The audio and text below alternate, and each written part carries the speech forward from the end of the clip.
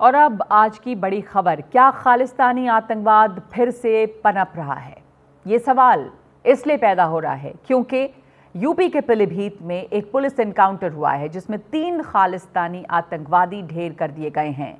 बताया ये जा रहा है कि पंजाब के गुरदासपुर में ये तीनों बम फेंक कर फरार हुए थे। ये ऑपरेशन पंजाब पुलिस और यूपी पुलिस का जॉइंट ऑपरेशन था। मौके से 2 AK-47 और 2 पिस्टल बरामद की गई हैं। मारे गए आतंकवादियों के नाम हैं गुरविंदर सिंह, वीरेंद्र सिंह और जसनप्रीत सिंह। पुलिस का इस पर क्या कहना है, आपको सुनाते हैं। ये अपराधी पंजाब राज्य के ही रहने वाले हैं और जैसे ही इनके मूवमेंट की सूचना यहाँ प्राप्त हुई थी, हम लोगों ने इनको इंटरसेप्ट किया और उस दौरान जो एक्सचेंज ऑफ फायर हुए उसमें ये घायल हुए। इनको हम लोग अस्पताल ले गए और जहाँ इनकी इलाज के दौरान मृत्यु हो गई। नहीं, पंजाब पुलिस की टीम भी आई थी और इस मुठभेड़ में उनकी टीम भी शामिल है। अच्छा कार्य पुलिस ने किया है और 2 राज्यों की पुलिस ने किया है। एक फेडरल स्ट्रक्चर में 2 राज्यों की पुलिस में भी बहुत अच्छा समन्वय रहना चाहिए और उसका एक ये परफेक्ट एग्जाम्पल है। अब इन चीज़ों पे मैं जो आपका प्रश्न है उस पर नहीं बोलना चाहता। ये बहुत ही बहादुरी और बहुत ही शौर्य का काम है। In a major breakthrough against ISI sponsored terrorism in Punjab, a joint operation of UP police and Punjab police has led to an encounter with 3 operatives of Khalistan Zindabad force in district Pilibhit, UP. In this encounter, 2 AK-47 rifles and 2 Glock pistols have been recovered, and they were involved in a grenade attack on the police post Bakshiwala in the same police station. The preliminary investigations have led that this module was controlled by Ranjit Singh Nita, the chief of KZF, who is Pakistan based. In fact, the credit was claimed in the name of Fateh Singh Baghi of the KZF.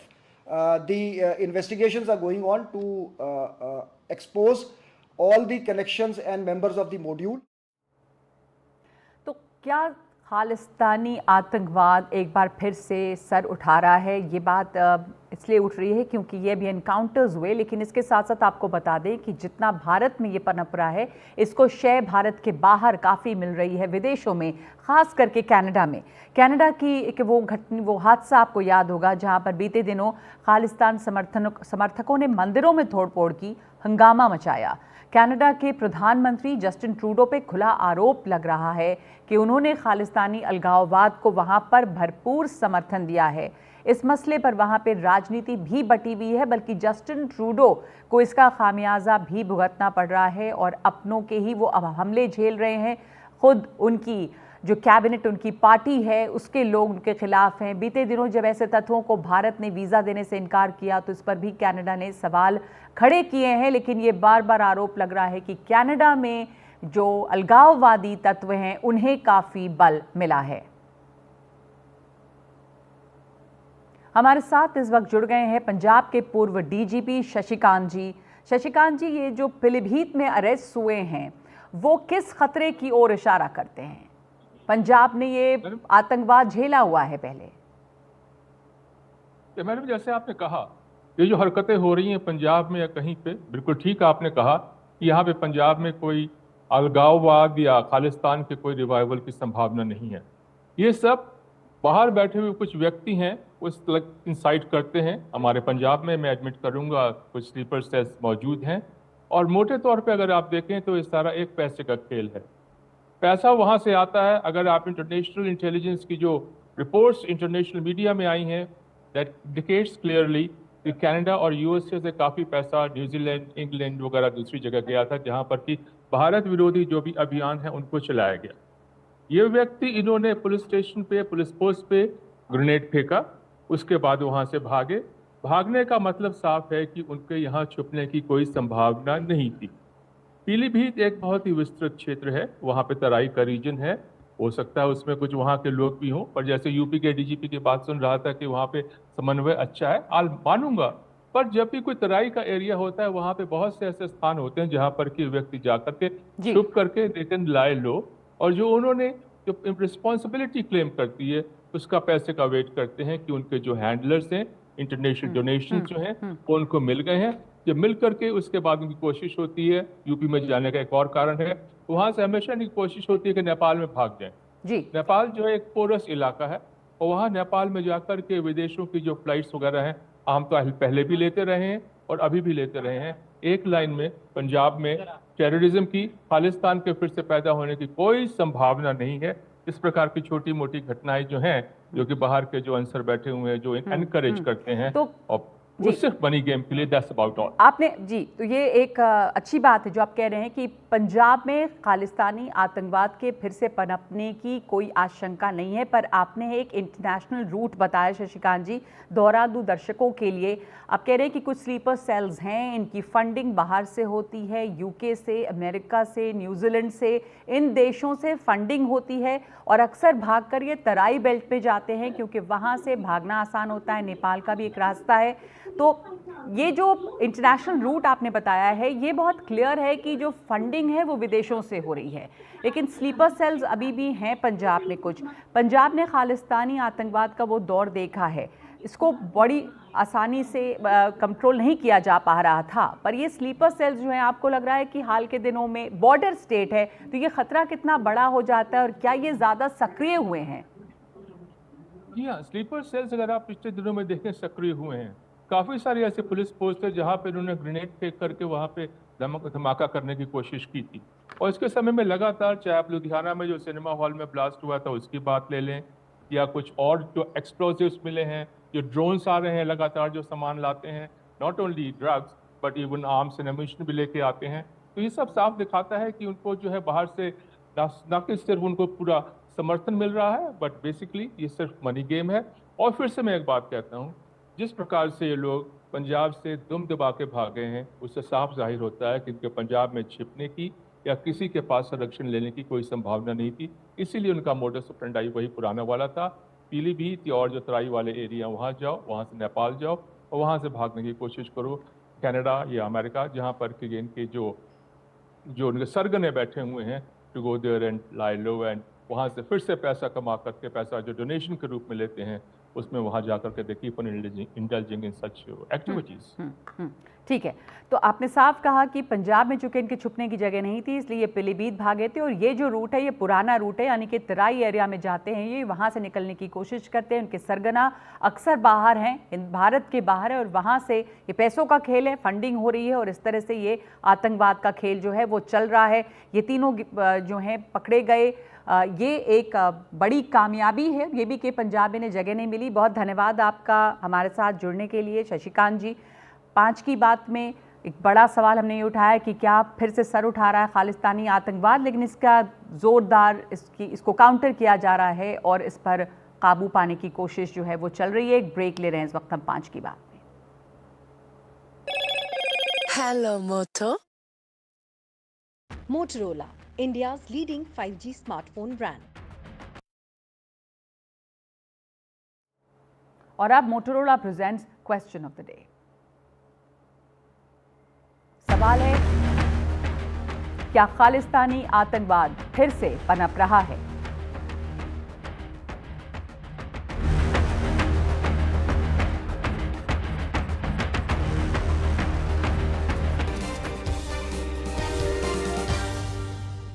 और अब मौसम का triple attack, यानी कि ठंड, कोहरा और बारिश। तो बात करते हैं कि देश भर में मौसम ने किस तरह से करवट बदली है, और दिखा रहे हैं आपको हम तस्वीरें।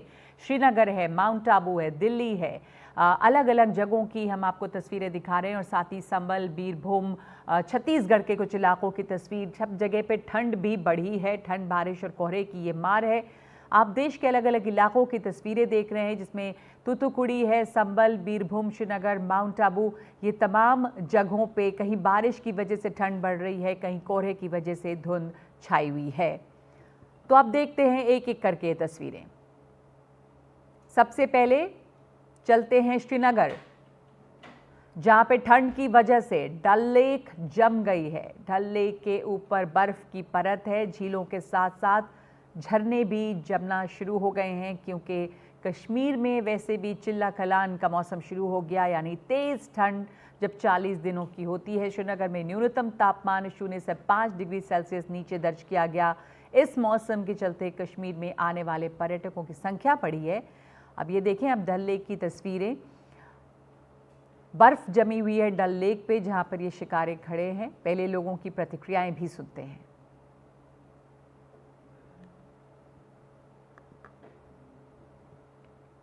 आज बहुत ठंड है। आज 3 दिन से बहुत ठंड पड़ रही है कि इतना माइनस है कि हाथ बहुत ठंडे होते हैं ग्लोव्स के अंदर से भी, और माइनस टेम्परेचर है कि डल भी जम गया है। इतनी सर्दी देखी नहीं आज तक हमने कि बहुत ठंड है। काम के माले निकलना पड़ता है, इसलिए घर में बीवी बच्चे हैं, इसलिए निकलना पड़ता है, वरना कौन निकलता है इस ठंडी में। ठंड जी यहाँ बहुत ज़्यादा ठंड है, और जैसा आप देख रहे हैं कि माइनस में टेम्परेचर जा रहा है। डल झील भी लगभग जम गया है पानी में। बिल्कुल बहुत ज़्यादा ठंड है, बहुत बिल्कुल हीटर, टोपा, जैकेट सब पूरा पहनना पड़ रहा है, इतनी ज़्यादा ठंड है यहाँ। ठंड बहुत ज़्यादा पड़ रही है। मुश्किल होती है, बहुत मुश्किल है, थोड़ा मुश्किल है, लेकिन यदि आपके पास कपड़े वगैरह हैं, सब हैं, तो आप यहाँ जो है घूम सकते हैं आके। लेकिन यहाँ ठंड बहुत ज़्यादा है। तो कश्मीर में भी रिकॉर्ड ठंड पड़ रही है, बल्कि 50 सालों में कल की रात सबसे ठंडी थी ये बताया जा रहा है। और डल लेक भी जमना शुरू हो चुकी है, डल झील। अब चलते हैं शिमला की तस्वीर दिखा रहे हैं आपको। मौसम विभाग के मुताबिक 23-24 तारीख को हिमाचल के कई इलाकों में बारिश के आसार हैं। साथ ही 25 दिसंबर को क्रिसमस के दिन शिमला, कुल्लू मनाली में बर्फबारी का अनुमान है। हमारे सहयोगी वीडी शर्मा शिमला के पास ही मौजूद हैं। वीडी शर्मा जी, वहाँ पे हालात क्या हैं? टूरिस्ट भी काफ़ी ज़्यादा आए हैं, ठंड भी अचानक बढ़ी है और अलग अलग जगहों पे बर्फबारी की भी तस्वीरें सामने आई हैं। बिल्कुल नगमा, मैं बताऊँ आपको कि अगर आज सुबह से मैं बात करूँ तो 11 बजे मौसम एकदम से बिगड़ गया था, और हालत ये हो गई कि सीधे बारिश के बजाय बर्फबारी शुरू हुई एकदम से, और 2 घंटे में कई इलाकों में 60 सेंटीमीटर तक बर्फ जम गई थी। और अभी कुछ देर के लिए बर्फ रुकी हुई है, लेकिन कई जगहों में अभी भी लगातार सुबह से ही बर्फबारी हो रही है, और ये क्रम लगातार ये कहा जा रहा है कि अगले कल भी ऐसे ही रहने वाला है। कड़ाके की शीतलहर है। मैं आपको बताऊं कि कई इलाके ऐसे हैं, लाहौल स्पीति, किन्नौर के इलाके ऐसे हैं जहाँ -10, -15 इस तरह से पारा जो है चल रहा है, लुढ़क रहा है, और पूरे जो है उत्तरी भारत में इससे ठंड हो गई है। शिमला में और तो काफी भीड़ होगी इस वजह से टूरिस्ट की। बिल्कुल नगमा, जैसे ही हम देख रहे थे जब हम कवरेज के लिए शिमला के रिज मैदान में जिस वक्त बर्फबारी हो रही थी, तो खुशी से जो है पर्यटक चिल्ला रहे थे। उनको ऐसा लग रहा था जैसे जन्नत पे पहुंच गए, डांस करने लग गए। तो ये उस तरह का माहौल था। हालांकि बावजूद इसके जो है कड़ाके की सर्दी है, बहुत ज्यादा ठंड इस वक्त है, लेकिन एंजॉय भी लोग कर रहे हैं। सही बात है कि बहुत सारे लोग दूसरी जगहों से जो आ रहे हैं वो इसी ठंड को महसूस करने के लिए आ रहे हैं, बर्फबारी देखने के लिए आ रहे हैं। जैसे कि श्रीनगर में भी नज़ीर हमारे साथ जुड़ गए हैं। वापस आपको श्रीनगर का नज़ारा दिखाते हैं। वहाँ पर नज़ीर हमारे साथ हैं। तो नज़ीर, श्रीनगर में भी ज़बरदस्त ठंड है और रिकॉर्ड ठंड पड़ी। कल की रात बताई जा रही थी कि सालों में बहुत ज़्यादा ठंडी थी। वहाँ पे तो मौसम शुरू हो चुका है तेज़ ठंड का। नज़ीर, डल भी सुन रहे हैं कि बर्फ़ की परत जम गई है वहाँ पे, सैलानी भी खूब आने लगे हैं, झरने भी जमने लगे हैं अब। बिल्कुल, डल झील का अक्सर अहाता जमा हुआ है और जितने भी वाटर बॉडीज हैं अक्सर जमी हुई हैं। लेकिन रात में तो होता ही सब जीरो, जो फ्रीजिंग पॉइंट से नीचे कई दर्जे होते हैं, जो डिग्रीज होते हैं, जो टेम्परेचर है। लेकिन आज दिन में मैं बताऊं, 2:30 बजे आज यहाँ टेम्परेचर था -2.3। तो अंदाजा कर सकते हैं कि जो आइसी विंड्स, जो कितनी सर्द लहरें, ठंडी लहरें चल रही हैं यहाँ कश्मीर में, काफी ठंड पड़ी है। और इसमें उस वक्त जब यहाँ बिजली के मसले हों और कई जगहों पे लोगों ने शिकायत की, और जो मुख्यमंत्री उमर अब्दुल्ला ने कहा कि वो उससे यहाँ कैंप करेंगे 1 हफ्ते ताकि लोगों को कोई दिक्कत ना आ जाए, चाहे पानी के मसले हो। और जो नलके हैं घरों में भी वो भी फ्रीज हो रहे हैं, जम जाते हैं, तो लोगों को वहाँ पानी की जो पीने के पानी की किल्लत होती है, वो भी एक मसला है। और उसके साथ साथ जो जरूरत दूसरी चीज है वो भी, उसके भी मसले हैं। सड़कों पे काफी स्लिपरी रोड्स है, जहाँ बालाई इलाका, जहाँ फ्रीजिंग पॉइंट पे होता है, जो बिलो फ्रीजिंग पॉइंट होता है। डल झील में शिकारे चल पा रहे हैं अब? टूरिस्ट तो वहाँ बहुत हैं, पर झील जम चुकी है अब नज़ीर। जी, जहां जहां डल जमा होता है तो पहले वो तोड़ते हैं वो बर्फ और उसके बाद नाव चलाते हैं सवेरे। और जी 2 दिन पहले यहाँ -8.5 हुआ था, जो पिछले 50 साल में सबसे सर्द तरीन रात थी दिसंबर की। हम्म, लेकिन मैं आज को बताऊं कि जिस तरह आज दिन में ठंड थी, जी 2 डिग्री हम्म, सेल्सियस था दिन में, और जब मैक्सिमम टेम्परेचर आपका 2 डिग्री हो, वो भी 2:30 बजे दिन के, तो अंदाजा आप कर सकते जी हैं कितनी ठंड पड़ी है कश्मीर में। हम्म। अब वो भी हम तस्वीरें भी देख रहे हैं कि इसी ठंड में का मज़ा लेने के लिए बहुत सारे लोग भी पहुंचे हुए हैं वहाँ पर, जहाँ पे स्कीइंग है और दूसरी जगहों पे। शुक्रिया नज़ीर आपका। बात करते हैं उत्तराखंड की, जहाँ पे मौसम विभाग के मुताबिक क्रिसमस और नए साल से पहले काफ़ी ठंड बढ़ने के आसार हैं। उत्तराखंड के चक्राता में सीज़न की दूसरी बर्फबारी हुई है। मौसम के विभाग के मुताबिक आज प्रदेश के पर्वतीय ज़िलों में बारिश के साथ बर्फबारी की संभावना जताई गई थी। दोपहर 12 बजे चक्राता के ऊंचाई वाले क्षेत्र लोहारी, लोखंडी, मोइला, देवबन, कोटी, कनासर, इन सब इलाकों में बर्फबारी हुई। किशोर रावत हमारे साथ जुड़ गए हैं, देहरादून में हैं। किशोर, वहाँ के क्या हालात हैं?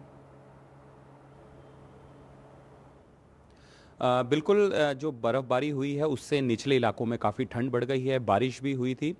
इसके अलावा अगर पूरे पर्वतीय क्षेत्रों की बात करें तो चाहे वो चक्रौता से लेके मसूरी, धनौल्टी, इसके अलावा चारों धामों की बात करें, मुनस्यारी, सभी जगह जमकर बर्फ़बारी हुई है। और ये जो बर्फ़बारी है ये आज रात काफ़ी बढ़ सकती है। इसके अलावा कल का दिन भी बर्फ़बारी का रखा गया है मौसम विभाग द्वारा। इसके अलावा जो 27 और 28 दिसंबर है, इस समय भी बर्फ़बारी के अनुमान मौसम विभाग ने जताए हैं। तो कुल मिलाकर अगर बर्फबारी की बात करें तो सैलानियों के लिए काफ़ी ये सुकून के पल है, क्योंकि वो लंबे समय से इंतजार कर रहे थे कि बर्फबारी हो। इसके अलावा जो बागवानी की फसल होती है पहाड़ों पर, चाहे वो सेब है, पुलम है, आड़ू है, इसके अलावा अन्य जो फलों की फसलें होती है, उनके लिए बर्फबारी अच्छी साबित हो रही है। कारोबारियों के लिए, क्योंकि उनके कारोबार इसी से चलता है, पर्यटक स्थल वालों का, तो इसीलिए उनके लिए भी अच्छा है। लेकिन ठंड ने थोड़ा सामान्य जनजीवन काफ़ी प्रभावित किया है। आज भले ही लोग बर्फबारी का मजा ले रहे हैं, लेकिन जो ठंड है उससे काफ़ी बढ़ेगी। और इसमें चाहे वो बिजली है, पानी है, इसकी जो आपूर्ति है ये ज़रूर थोड़ी प्रभावित होती है। लेकिन कुल मिला के देखा जाए तो क्रिसमस और नए साल से पहले, और ये 31 दिसंबर तक मौसम विभाग ने कहा है कि इसी तरीके से मौसम रहने की उम्मीद है। तो जाहिर सी बात है पर्यटक स्थलों पर लोगों की आवाजाही ज़रूर बढ़ेगी, लेकिन जो पारा है वो भी करीबन 4 से 6 डिग्री नीचे की तरफ जाएगा। यानी अगले एक हफ्ते तक लोगों को ठंड से सहना पड़ सकता है। यहाँ पर तमाम सैलानी भी आ रहे हैं इसका मजा लेने के लिए। जो अब वहाँ पे लोग रहते हैं उनकी थोड़ी मुश्किल भी बढ़ रही है। ठंड काफ़ी है, तमाम ऊपरी इलाकों में बर्फबारी हुई है।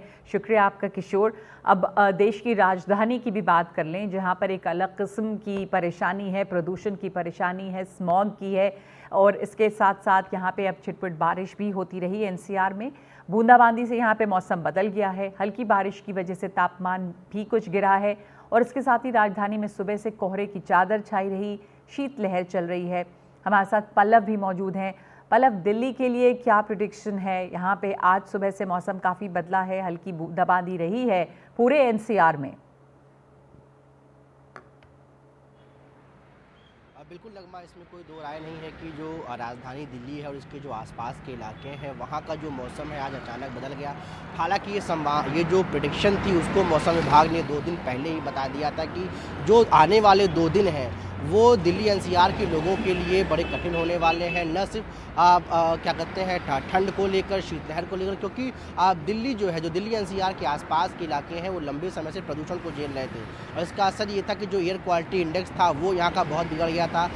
पिछले हम कई दिनों से देख रहे हैं दिल्ली एनसीआर के कई ऐसे इलाके हैं, खासकर दिल्ली कई ऐसे इलाके हैं, चाहे ITO हो, लोधी रोड हो, वो तमाम जगह ये सब ऐसी हैं जहाँ का जो AQI है वो बहुत गंभीर श्रेणी में था। और मौसम विभाग ने इसको लेकर पहले ही कहा कि जब प्रदूषण इतना बढ़ रहा है उसके बाद जो शीतलहर है, ठंड है, वो बढ़ जाएगी। और मौसम विभाग ने सोमवार को, यानी आज के लिए पहले ही बता दिया था कि जो है हल्की बारिश होगी। और इसका नतीजा हमने आज सुबह देखा कि सुबह जो है पहले हल्की बारिश हुई, फिर कुछ समय के लिए तेज़ बारिश हो गई अचानक। उसके बाद अभी शाम के समय में जो है हल्की बूंदाबांदी जो है दिल्ली के कई इलाकों में जो है हुई है। उसके कारण ये है कि ठंड बढ़ गई है, मौसम सर्द हो गया है, और एक कोहरे की चादर है जो पूरे राजधानी में छा गई है, और इससे ठिठुरन जो है बहुत बढ़ गई है। अब मौसम विभाग की माने तो जो लगभग 28 तारीख तक है उसमें दिल्ली वासियों को ऐसे ही और पारा गिरेगा, यानी टेम्परेचर और कम होगा। और बताया जा रहा है कि 27 तारीख को जो भी बारिश की संभावना जताई जा रही है, तो यानी न सिर्फ दिल्ली बल्कि जो दिल्ली के आसपास के इलाके हैं, राजस्थान है, हरियाणा है, उत्तर प्रदेश की बात करें तो वहाँ पर भी संभावना जताई गई है कि 28 तारीख तक ऐसा ही मौसम रहेगा। आज उत्तर प्रदेश और मध्य प्रदेश, हरियाणा, पंजाब में अमृतसर और चंडीगढ़, इन जगहों पे जो है और करीब जो न्यूनतम तापमान था वो 6 डिग्री करीब था। तो लगातार जो है लोगों की जो है परेशानी जो है बढ़ रही है और ये देखना है कि जो मौसम विभाग ने कहा है वो लोगों के लिए कितनी परेशानी और बढ़ाता है, क्योंकि ठंड के कारण जो है न सिर्फ बीमारी की दिक्कत होगी बल्कि लोगों को परेशानी बढ़ जाएगी। नगमा, वो बात सही है, लेकिन अब ये मौसम ठंड का है और दूसरी बात ये भी है कि प्रदूषण इतना बढ़ा, तो अब ये देखना होगा कि जो हल्की फुल्की सी बारिश हुई है क्या उससे प्रदूषण में कुछ कमी आएगी। जो स्मॉग की चादर छाई हुई थी कोहरे की, क्या वो कुछ बेहतर होगी। शुक्रिया आपका पल्लव। ये हम NCR की तस्वीरें आपको दिखा रहे हैं जहां पर दिन भर इस तरह का अंधेरा कोहरा जो है वो छाया रहा है। एक ब्रेक ले रहे हैं 5 की बात।